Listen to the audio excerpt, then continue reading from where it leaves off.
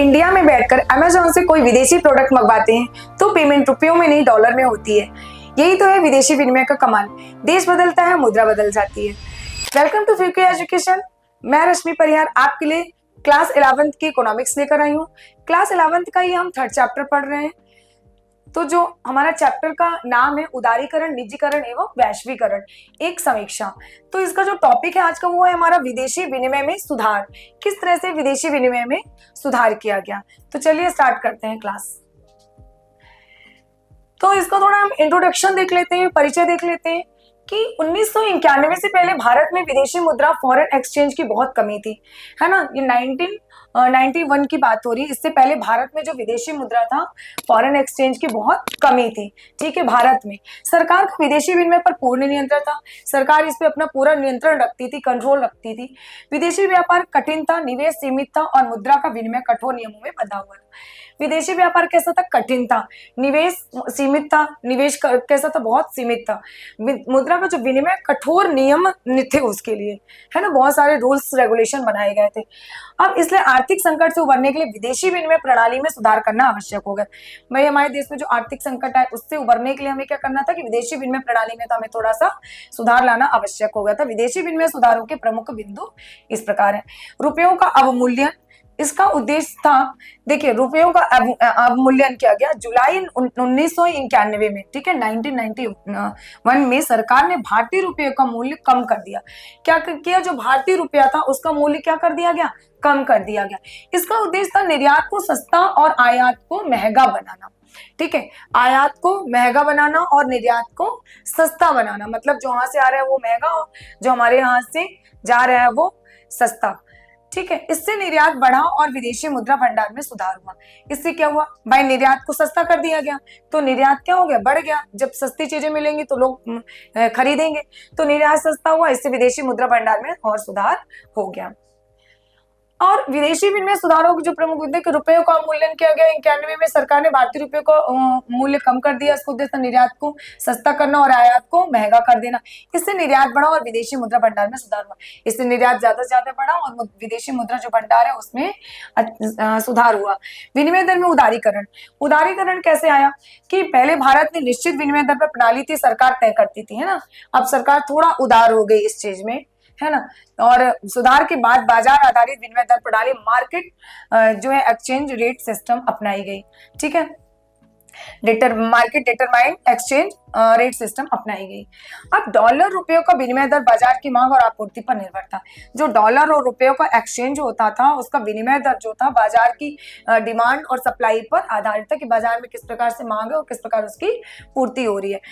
अब यहाँ पे FEMA अधिनियम का कार्यान्वयन किया गया 1999 में। पुराने कानून जो थे FERA foreign exchange regulation act, ठीक है, ये आपको नाम याद रखना है, इसका फुल फॉर्म याद रखना है। FERA जो है इसका फुल फॉर्म क्या है? फॉरेन एक्सचेंज रेगुलेशन एक्ट को हटाकर FEMA कर दिया गया। यहाँ पे हमने पढ़ा ना FEMA अधिनियम का कार्यान्वयन किया गया 1999 में। तो जो था FERA foreign exchange regulation act को हटाकर क्या कर दिया गया? हटाकर FEMA foreign exchange management act लाया गया। ठीक है, तो ये बहुत जरूरी है, आपको याद रखना, बहुत इंपॉर्टेंट चीज है। तो यहाँ पे क्या चेंजेस किया गया, किस प्रकार से ये जो FEMA अधिनियम का कार्यान्वयन हुआ 1999 में, और तो इसको किस तरह से, मतलब इसको चेंज करके इसको लाया गया।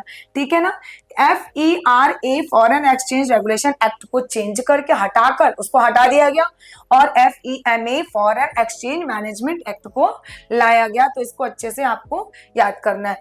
इसका उद्देश्य था विदेशी मुद्रा को नियंत्रित करने की बजाय प्रबंधन करना। इसका उद्देश्य क्या था कि विदेशी मुद्रा को नियंत्रित करने की बजाय प्रबंधन करना चाहिए। व्यापारियों और निवेशकों को विदेशी मुद्रा लेन देन में अधिक स्वतंत्रता मिले। विदेशी व्यापारियों और जो निवेशक है उनकी विदेशी जो मुद्रा है उनके लेन देन में अधिक स्वतंत्रता मिल गई और अधिक फ्री हो गए, क्योंकि सरकार भी उदार हो गई थी और बहुत सारी चीजें यहाँ पे देखिए ये एक्ट हटाकर ये एक्ट ला दिया गया और इसके तहत इस तरह से ये चीज हुआ कि उसका उद्देश्य क्या था कि जो मुद्रा है उसको नियंत्रित करने की बजाय उसका प्रबंध करना चाहिए। व्यापारियों और निवेशकों को विदेशी मुद्रा लेन देन में अधिक स्वतंत्रता मिली, है ना, वो उसके लिए स्वतंत्र हो गए। विदेशी निवेश को बढ़ाना, है ना।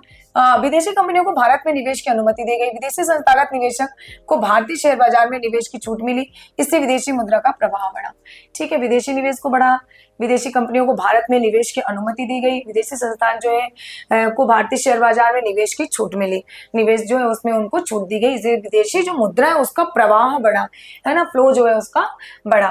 विदेशी विनिमय सुधारों में लाभ हुआ, तो रुपए को अवमूल्यन किस प्रकार किया गया, मिला बाजार आधारित विनिमय दर FEMA लागू किया गया, विदेशी निवेश की छूट। अभी आपने देखा कि वहां पे हमने क्या हटाया और क्या लागू किया।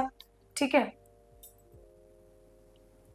बैक में जाके हम देख लेते हैं थोड़ा सा, है ना। तो हमने ये FEMA को हटाया जो हमारा फॉरेन एक्सचेंज रेगुलेशन एक्ट था, और हम क्या लेकर आए, FEMA फॉरेन एक्सचेंज मैनेजमेंट को लेकर आए।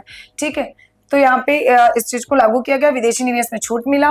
लाभ क्या हुआ, निर्यात को बढ़ावा मिला। अब रुपए को अवमूल्यन करने से क्या लाभ मिला, निर्यात ज्यादा होने लगा, विनिमय दरों में पारदर्शिता आ गई। अब सामान सस्ता हुआ तो लोग ज्यादा खरीदने लगे, जो विनिमय दर थे उसमें पारदर्शिता आ गई, है ना। लेन देन में आसानी होने लगी, लेन देन जो हो गया वो आसान हो गया, एक्सचेंज करना आसान हो गया कि हम यहाँ से चीजें दें और ले, जो भी लेन देन होता है बाहर से विदेशों से। विदेशी मुद्रा भंडार में वृद्धि हो गई, और जो विदेशी मुद्रा भंडार है उसमें भी बढ़ोतरी हो गई, वृद्धि हो गई। निष्कर्ष क्या निकला कि विदेशी विनिमय क्षेत्र में सुधारों ने भारत की अर्थव्यवस्था को वैश्विक बाजारों से जोड़ने में महत्वपूर्ण भूमिका निभाई, है ना। अब देखिए ये क्या हुआ कि इसको करने से क्या होगा, विदेशी विनिमय क्षेत्र में सुधार ने भारत की जो अर्थव्यवस्था है उसको वैश्विक बाजारों से, विश्व के बाजारों से जोड़ने में बहुत महत्वपूर्ण भूमिका निभाई। इससे न केवल विदेशी पूंजी हमारे भारत में आई, बल्कि भारत का अंतरराष्ट्रीय व्यापार भी तेजी से बढ़ने लगा। अब हमारा भारत जो है विश्व के बाजार से जुड़ गया, उससे उसको क्या हुआ कि भाई ना तो हमारे देश में विदेशी मुद्रा आई, बल्कि हमारा जो भारत का व्यापार है वो अंतरराष्ट्रीय इंटरनेशनल लेवल पर तेजी से बढ़ने लगा। सारे विश्व में हमारे जो भारत का व्यापार है वो फैल गया। ठीक है, व्यापार एवं निवेश नीति में मुख्य सुधार, आयात पर नियंत्रण में ढील दे दी गई। आयात पर नियंत्रण जो था उसमें ढील दी गई, है ना, थोड़ी छूट दे दी गई। पहले कई वस्तुओं पर आयात में प्रतिबंध था, वो सुधारों के तहत प्रतिबंध हटाए गए और अधिक वस्तुओं के आयात की अनुमति दी गई। जब सुधार किया गया तो सारे प्रतिबंध हटा लिए गए और वस्तुओं के जो आयात है उनकी अनुमति दी गई। आयात लाइसेंस प्रणाली को धीरे धीरे समाप्त। अब जो ये लाइसेंस प्रणाली सरकार ने बनाई थी, है ना, कि लाइसेंस बनवाना पड़ेगा, तो इनको सबको हटा दिया, जिससे सारी चीजें क्या हुआ, आसान हो जाए। क्योंकि लाइसेंस की प्रणाली के तहत बहुत से लोग बहुत सी चीजें नहीं कर पाते थे, बाहर से लेन देन नहीं कर पाते थे, तो आयात लाइसेंस प्रणाली को हटा दिया गया। जो बाहर से हमारे देश में सामान आता था, तो उसको उसमें जो लाइसेंस की प्रणाली थी कि लाइसेंस होगा तो आएगा, तो उसको भी समाप्त कर दिया गया। आयात शुल्क, ठीक है, इसमें क्या क्या इम्पोर्ट ड्यूटीज में क्या किया गया, आयातित जो वस्तुएं पहले बहुत ऊंचे शुल्क लगाए, जो हमारे देश में आयात की जाती थी वस्तुएं, उन पर शुल्क लगाया जाता था, कर लगाया जाता था। तो उसके सुधार तय शुल्कों के जो शुल्क है उनकी दरों को कम कर दिया गया, घटा दिया गया, ताकि प्रतिस्पर्धा बढ़े और वस्तुएं सस्ती मिले, है ना। शुल्क हटाने से क्या हुआ कि कंपटीशन बढ़ा, वस्तुएं सस्ती मिलने लगी। निर्यात को प्रोत्साहन, ठीक है, एक्सपोर्ट प्रमोशन, निर्यात बढ़ाने के लिए विशेष आर्थिक क्षेत्र जैसे का विकास किया गया।